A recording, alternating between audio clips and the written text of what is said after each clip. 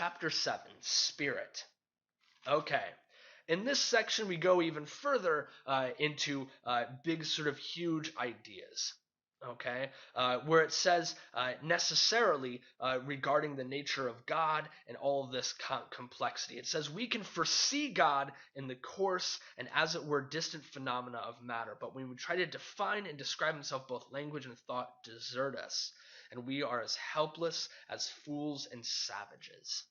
Okay, that basically, like, out there we can see God, we can consider God, we can try to witness that beauty, but that when we try to describe it, that's when we fail. That's when we fall short. That's when we are incapable of really getting in there. He raises three questions. He says, three problems are put by nature to the mind. What is matter?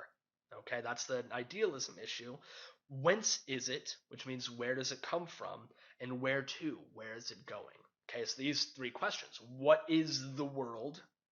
Where did it come from? And where is it going? That these are the questions that we need to deal with. Okay?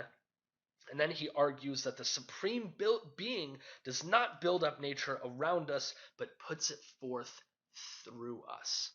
Okay, and this is where he sort of starts to get into this. He's not just a materialist saying like, oh, nature is out there and we witness nature. He's saying that nature isn't necessarily something that's out there, that nature is something that was witnessed through us, that it goes through us, and that's how it's given its opportunity to shine. Okay, this is a transcendental idea that in a sense we can recognize the absolute by recognizing that the absolute works through us. Okay, so that's a pretty beautiful thing. Okay, one big last idea in this section, this relatively brief section that I think is really kind of beautiful and great. Okay, and this is a fantastic thing that is really, really good and helpful to sort of consider and debate and grapple with in life. It says, is not the landscape, every glimpse of which hath a grandeur, a face of him? Okay? Is not the landscape, every glimpse of which hath a grandeur, a face of him? Okay? This is the idea that you look out at the world, you look out and you see the world, and anywhere that you look in the world, that is the face of God.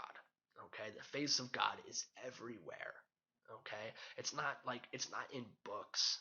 Okay, necessarily. It's not something that's distant from us. It's not something that's, absent. It's not something that we have trouble finding necessarily. That if really, if we recognize it, we can just look out at the world. Not just the pretty things, not just the waterfalls and the trees, but the buildings, the dumpsters, the road, the traffic jam.